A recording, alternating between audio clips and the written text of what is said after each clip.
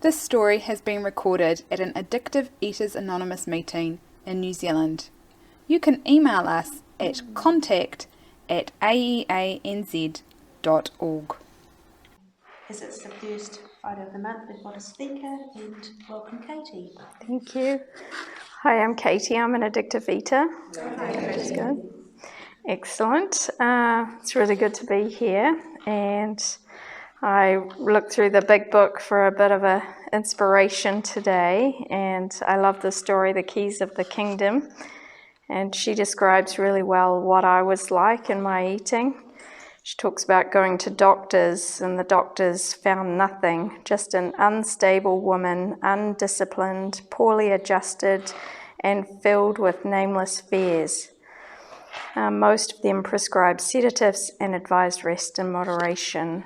I heard a really good story this week at an online meeting about a member who was visiting a family holiday home and being surrounded by a beautiful place and just being reminded of, in our eating, we're blocked from that. So you could be in, paradise, but it doesn't feel like paradise because all I'm thinking about, well, for me, is myself and food and how I want to eat more and how I'm hungry and how I need to exercise and how I'm fat. So no matter where I was, life was not fun for me. That story reminded me of when I first came into these rooms.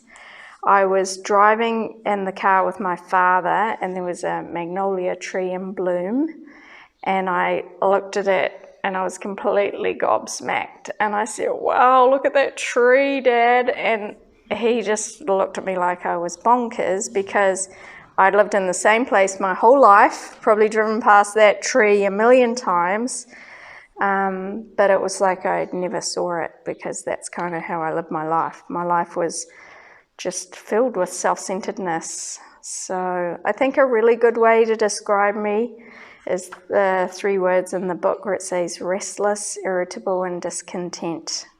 And that's how I felt from a young age, even though wonderful things were around me and, coming from a loving family and everything.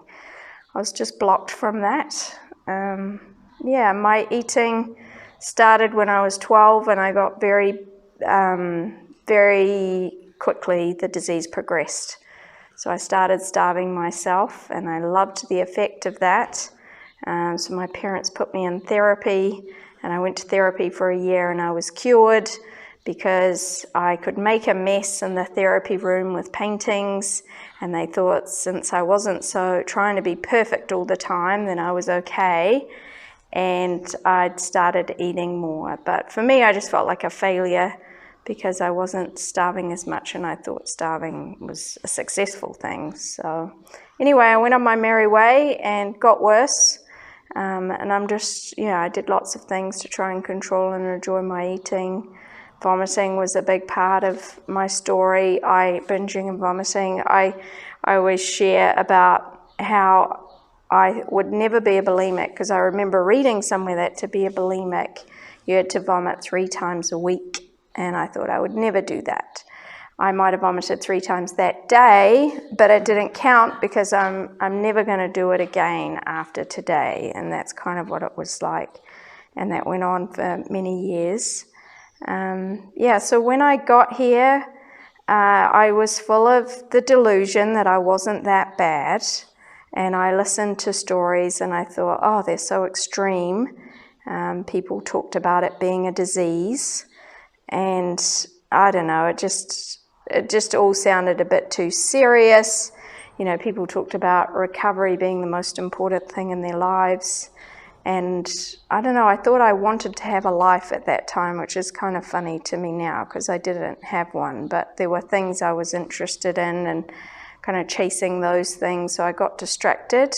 But then more eating convinced me that what was shed here was the truth, and this is an illness of the mind, body, and spirit, and the only chance I have at a decent life is giving myself fully to this program. So I'm really grateful that I wanted recovery. I was attracted to what I saw here. In the story, she describes so beautifully about what it was like for her when she found the fellowship. And just talking about being attracted to what was on offer here. You know, there are people who are peaceful and lead good lives, and they're of service to other people. And I just wanted that. I just wanted to be a decent human being, and I'm grateful for that. And I believe that is a higher power, the grace of a higher power within me that wants me to be here and allows me to be here and finds joy in being here and hears the truth when I'm here. I believe that's a higher power, and I don't know how it works for other people, but for me, they're just when I come here and I'm around you all, just everything is okay in the world, and I love that.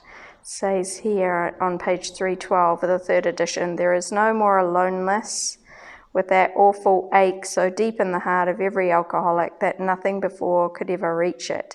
That ache is gone and never need return again. So it's wonderful to be in a face-to-face meeting. I know we've been online quite a lot for the past few years, and that's a change for our fellowship, but nothing beats face-to-face contact with other sober members who are well and living this way of life, and just help me in so many areas of my life. So I'm really, really grateful for that. I haven't really talked about the steps. I don't know, I just like this package deal of it. This is a design for living. I've been to lots of book studies where you go through the steps, and that's all wonderful too, but at the end of the day, it's the design for living that I love the whole package. How can I be of service to others? How can I have conscious contact with a higher power to help me in all areas of my life? And then just do my best to give. One of the things I love the most about recovery is that there is a semblance of more self-acceptance now. I still am pretty harsh with myself in my head, but most of the time I can let those thoughts go and, feel pretty okay in my own skin most of the time. I went to my auntie's last night, and I was just talking about her son who was in this fellowship, and she said the most wonderful thing for her when he got sober was that she could have a real conversation with him, and that was incredibly wonderful for her. I thought that was a really good way of describing my experience of sobriety, like those walls or those barriers between other human beings are not there as much. I mean, still in my head I can, have judgments or get in self-doubt or whatever, but a lot more of the time, you can have a real genuine relationship with another person, which is a wonderful thing. And just talking with my auntie about God and her church and her work and her family and, struggles in her family. It's just great to be part of the human race. And that was just so incredibly hard for me. I don't know about the timing. Is anyone going to beat me? No? Okay, so that's probably enough for me. Maybe there is no more aloneness as a topic if people would like to share on that. Thank you very much.